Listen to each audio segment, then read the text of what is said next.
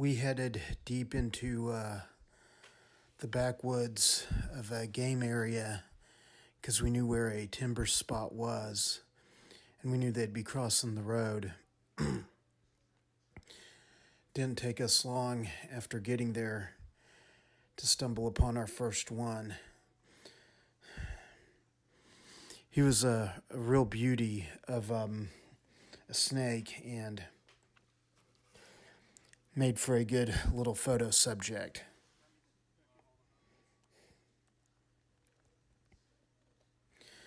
Here's Matt getting a few photos of him on his cell phone. Here's Matt working the hook. I'm really fascinated by the timber rattlesnake because they are so docile. You definitely do not want to underestimate them. They do have a very powerful bite, and you want to take it very seriously. If you are bitten by one, you want to get medical attention immediately. But very few of these that we encounter ever seem to strike or bite. It's just not a common thing with them. They're very elusive. And as you can see with this one, they'd rather get away than strike at you. Really amazing pattern on this guy.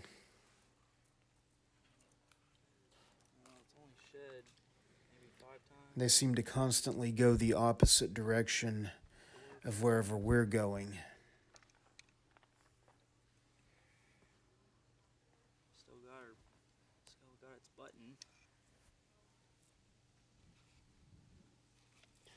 Just relax.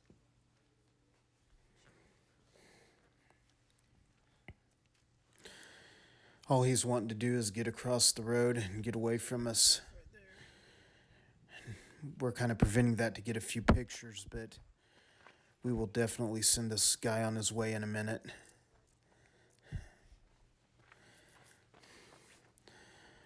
A lot of the western species of rattlesnake, they will kind of stand their ground, bow up on you. Here's our second one, and Matt has him on a hook. And once again, totally docile. I'm trying to get some close-ups here of his face.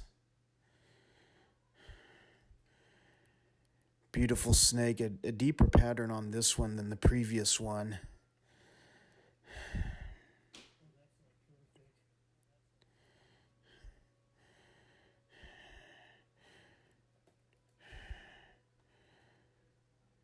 He's going to climb up the hook. Set him down before he does that too much. Trying to get a few shots of his underbelly here. Don't know that's going to work.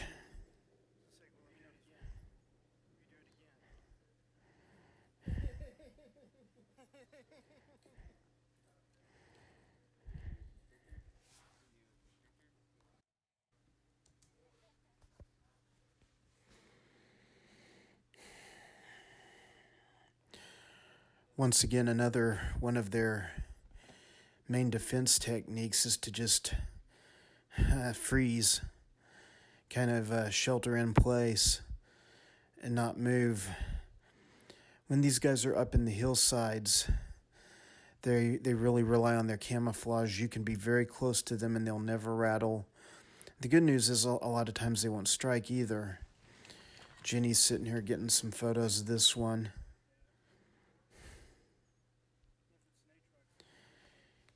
And he's wanting to head back to the woods. This is a little clearing area where they come down from what is called a hibernaculum, or a hibernation spot, or technically in reptiles it's more of a brumation spot because they don't really hibernate, they brumate. And they leave that spot in the spring and kind of seek out little hunting grounds and territories for the spring and summer. And then in fall they return to their den sites to hang out close to home and get ready to, hibernate and overwinter. The timber rattlesnake, it needs to get generally a foot or two below the frost line to successfully hibernate. And timber rattlesnakes are very sensitive species. They cannot tolerate a lot of interference or even human presence around the areas that they den up or the areas that the females have their gestation periods. The females will sun themselves on rocks in clearings, and they do that to keep their bodies warm when they're gravid with babies. And this is our third one of the day. Definitely an interesting kind of almost pinkish color on this guy. This one kind of reminds me of the ones we find over by Stillwater. And we're out that direction, but not near close enough for this. So it's kind of odd. I really like the patterns on this one. Good right now. I'll wait till that tail end can go on your way, buddy. I kind of like the broken bands on the side. It's definitely a beautiful snake.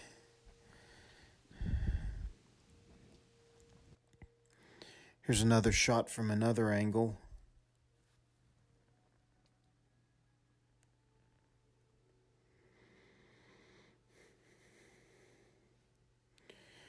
And out of and this is the third one we've looked at today. No strikes. No even real defensive behavior, which sometimes they will be a little defensive. They are never aggressive that I've encountered. I'm sure someone will want to argue that with me at some point, but between me and my friends, we've seen plenty of these guys, and we just don't see them as ever going on the attack. You might hear an old wives' tale about that, but rest assured that's what it is. It's very much an old wives' tale.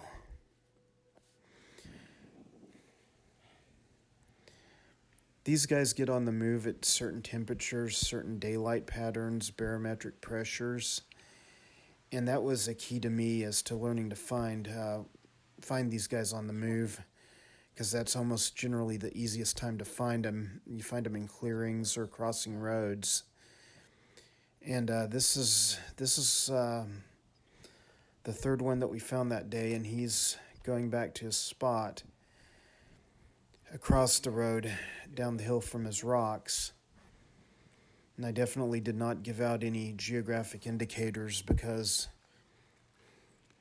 this could be a sensitive location. I sure wouldn't want any collectors to find this spot. And here he goes. He's on his way. He or she didn't get a good chance to sex it. But I want to thank Matthew and Jenny for going with me that day and helping with the hook. And be sure and hit like and subscribe on your way out. And thank you for watching.